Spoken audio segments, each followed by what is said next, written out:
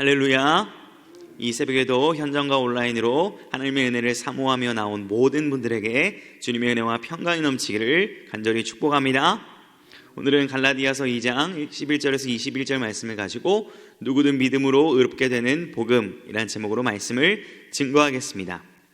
만약에 누군가가 카톨릭과 개신교의 가장 큰 차이점이 무엇입니까? 라고 묻는다면 참 많은 설명을 할 수 있겠지만 그중 핵심을 꼽으라면 구원과 관련된 내용일 것입니다. 카톨릭에서는요, 이 구원을 의화 개념으로 이해를 합니다. 즉 우리가 어떤 행동과 어떤 모습을 쌓아가면서 의로운 그 지점에 도달하게 되는 과정을 구원으로 여깁니다. 어떤 것을 행동하고 준비하여서 그 지점에 도달했을 때 은혜가 주어지고 그때서야 구원이 임하게 되는 개념으로 구원을 이해하는 것입니다. 그러나 우리가 고백하고 믿는 이 칭의는요, 우리가 무엇인가를 해서 의로워지게 되는 것이 아니라 예수 그리스도의 의로움과 거룩함이 선포되었고 그것이 우리에게 전달되었기 때문에 우리가 완전히 의로워졌다라고 이미 선언된 것이 우리가 고백하는 칭의 구원입니다.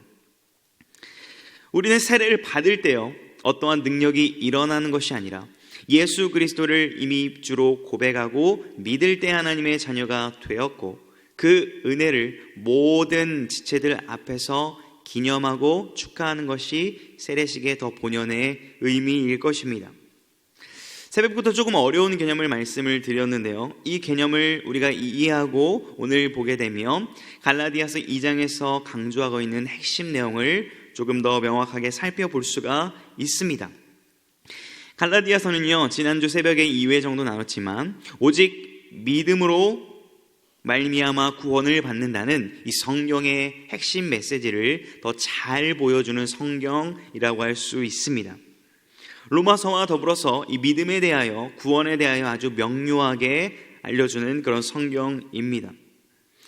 종교개혁의 모토였던 오직 성경, 오직 은혜, 오직 믿음, 오직 예수, 오직 하나님께 영광이라는 이 모토도 오직 이 갈라디아서와 로마서에서 빌려왔다고 해도 과언이 아닐 정도입니다. 이 갈라디아서가 기록될 수밖에 없었던 당시 상황은요, 이 율법주의적인, 즉 행동을 이 복음에 가미하는 거짓 가르침이 있었기 때문입니다. 사실요, 이 율법을 통하여서 구원을 받는다, 행함을 통하여 구원을 받는다, 이렇게 말하면 넘어갈 성도들이 많이 없는데 더 교묘한 것은 믿음도 중요하다, 그러나 이것으로는 불충분하다라는 이 거짓 가르침이 갈라디아 교회, 또 지금 우리 교회 안에도, 한국 교회 안에도 꽤 많이 있다라는 사실입니다. 예수님께서 십자가에 순종하셨으니 우리도 이제 순종해야 된다, 이 말 자체는 굉장히 맞는 말입니다. 예수님께서 순종하셨으니 우리도 순종하자. 그런데 동기가 중요합니다. 예수님처럼 우리도 순종하여서 우리도 어떠한 의로운 지점에 도달해야 된다라는 식으로 구원을 이해한다면 그 신앙생활은 두려움과 염려밖에 없을 것입니다. 오늘 본문 2장 21절에 보게 되면 그러한 생각으로 신앙생활하는 자들이 이렇게 고백하죠.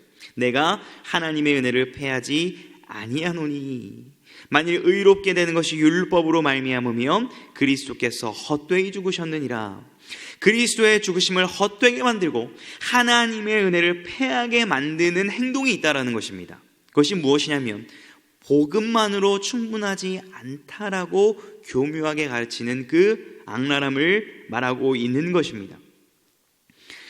그러나 구원은 예수 그리스도를 믿는 그 순간 하나님의 은혜와 선물로 주어지는 것이고 그것을 우리는 거듭났다, 다시 태어났다, 하나님의 자녀가 되었다라고 고백하고 믿는 것입니다.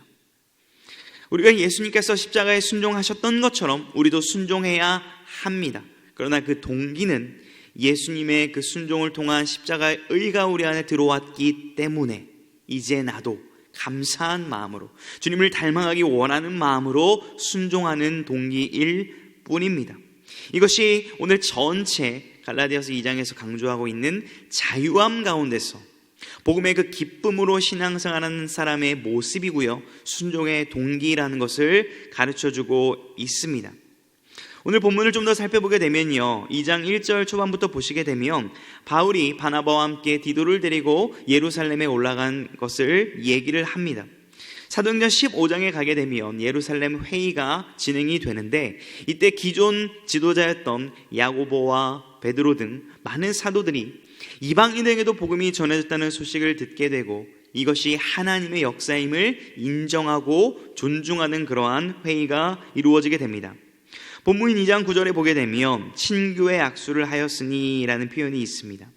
각자의 부르심과 각자의 사명의 모양과 역할이 다르다는 것을 지도자들이 인정하고 서로의 사명을 지지하고 응원해주는 모습을 볼 수가 있습니다. 바울은 이러한 교제 속에서, 이러한 협의 속에서, 약속 안에서 복음을 증거하고 있습니다. 그런데 2장 4절을 보게 되면 거짓 형제들이 그 사역지마다 등장을 하게 되는 겁니다.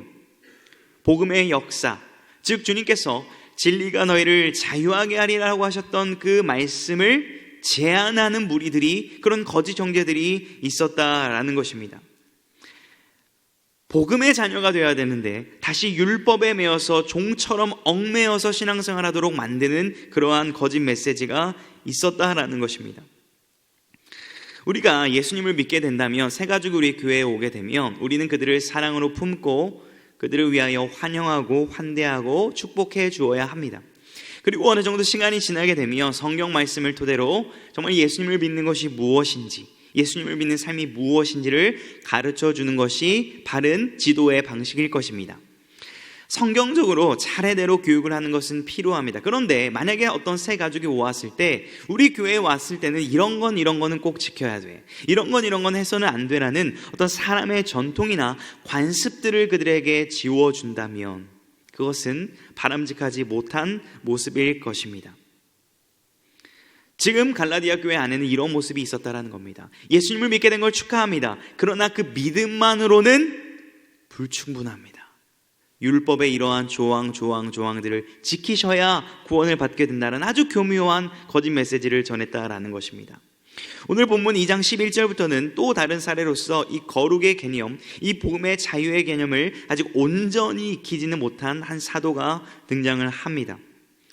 베드로가 바울에게 혼났던 일이 본문에 소개되고 있는데요, 조금은 낯설게 느껴질 수도 있는 본문입니다. 베드로가 바울에게 혼난다. 베드로는 예수님의 수제자였고요, 바울보다 더 먼저 예수님을 전했던 사도였습니다.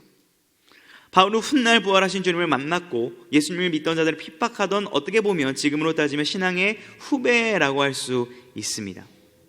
한 교회에서 장로님과 권사님을 새로 열정적으로 믿게 된 한 집사님이 공개적으로 혼낸다라고 한번 상상을 해보겠습니다. 굉장히 낯선 장면일 것입니다. 그러나 이렇게 책망했던 이유가 무엇입니까? 14절을 보게 되면, 그러므로 나는 그들이 복음의 진리를 따라 바르게 행하지 아니함을 보고 모든 자 앞에서 게바에게 이르되 라는 말씀이 있죠.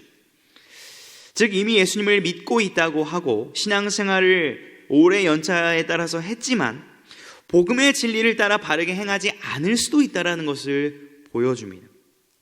신앙생활을 얼마나 오래 했느냐가 중요한 것이 아니라 복음의 바른 그 진리에 따른 행동을 하고 있느냐가 중요하다는 것을 보여주고 있습니다. 지금 심지어 베드로는 사도이죠. 많은 존경을 받고 있는 당시의 리더였습니다. 그러나 그 베드로 안에도 여전히 사람을 의식하는 마음이 있었죠. 그런데 문제는요, 개인의 그 행동만이 여파가 있는 것이 아니라 베드로의 행동으로 말미암아 13절을 보게 되면 많은 유대인들과 심지어 위로의 아들이라 불렸던 바나바까지 외식하게 되는 것에 동참하는 영향을 주게 되는 것을 볼 수가 있습니다. 크리스찬의 한 사람의 행동이 수많은 크리스찬들에게 영향을 주는 것을 볼 수가 있습니다. 혹시 만약에요, 제가 PC방에서 게임을 하고 있는 모습을 장로님 권사님들이 본다면 저는 어떻게 반응하는 것이 옳을까요? 1번, 도망간다. 2번, 여유롭게 그 이유를 설명한다. 이렇게 제가 아마 설명을 하지 않을까요? 장로님, 권사님, 고등부 아이들이 시험 기간에 참 교회를 많이 못 나왔는데 이 녀석들이 시험 끝나면 예배 자리로 나와야 되는데 PC방에 가서 게임을 하고 있더라고요. 그래서 찾아가서 음료수도 사주고 같이 게임도 한판 하면서 우리 같이 예배드리자라는 얘기를 하고 있는 중입니다 라고 제가 편안하게 얘기를 한다면 그 누구도 오해를 하지 않을 것입니다. 그런데 냅다 제가 도망간다면 목사님이 게임을 하다가 걸렸구나 이렇게 오해를 할 수도 있겠죠. 무슨 말씀을 드리고 있는 것입니까? 복음의 본질이 분명하다면 그 부차적인 행동이나 모습들은 충분히 우리가 자유함 가운데 그 복음의 능력으로 소화가 가능하다라는 것이죠. PC방을 간 것이 죄악이 아니었고, 베드로가 지금 이방인과 밥을 먹고 있는 것이 죄악이 아니었지만 사람들의 체면과 그것을 의식하여서 이러한 모습을 하고 있는 베드로에게 바울은 다시 한번 또 우리에게 복음의 자유함을 누릴 것을 강조해주고 있는 것입니다. 이러한 자유함은 어디서 나올까요? 우리 본문 20절을 같이 한번 읽어보도록 하겠습니다. 시작. 내가 그리스도와 함께 십자가에 못 박혔나니 그런즉 이제는 내가 사는 것이 아니요 오직 내 안에 그리스도께서 사시는 것이라. 이제 내가 육체 가운데 사는 것은 나를 사랑하사 나를 위하여 자기 자신을 버리신 하나님의 아들을 믿는 믿음 안에서 사는 것이라. 아멘. 이 고백이 있기 때문에, 이 중심이 있기 때문에 우리는 복음의 능력과 그 자유함 가운데 신앙생활을 할 수 있는 것입니다. 이제는 내가 사는 것이 아닌 거죠. 내 인생을 내가 책임지는 것이 아니기 때문에 나와 함께 하시는, 내 안에 사시는 그리스도의 소유가 되었고 그리스도께서 내 삶을 책임지신다는 것을 그저 믿음으로 고백하는, 믿음으로 사는 인생이기 때문에 내 인생을 주님께 맡겨드렸고 주님께서 이끄신 대로 나아가기 때문에 우리는 기뻐하고 자유함 가운데 살아갈 수 있는 원리를 배우게 되었다라는 것입니다. 오직 의인은 믿음으로 말미암아 살리라 라는 유명한 성경 구절이 있죠. 하박국 2장에서 처음 등장하는 말씀이고요, 로마서 1장에서 사도 바울이 또 인용하고 있는 말씀입니다. 어떤 의미입니까? 내 생각과 내 방법과 내 계획이 잘 이루어지지 않더라도, 그러나 하나님의 계획과 하나님의 뜻과 하나님의 방법이 있다는 것을 믿고 기다리고 인내하겠다라는 고백, 그 하박국 선지자의 고백이 오직 의인은 믿음으로 하나님을 기다리며 살겠다라는 고백인 것입니다. 이제 신약 성도들은 이 고백이 어떻게 확장되고 발전됩니까? 이제는 나의 삶이 아닙니다. 나의 삶이 나의 계획과 나의 방향대로 가지 않더라도 괜찮습니다. 내 안에 살아계시는, 나를 위해 십자가에 죽으시고 부활하신 예수님께서 인도하신 대로 가겠습니다. 주님, 제 삶을 이끌어가 주옵소서라고 고백하는 것이 믿음으로 사는 성도의 모습일 것입니다. 사랑하는 성도 여러분, 오늘 내 마음 가운데 복음이 주는 기쁨과 자유함이 있습니까?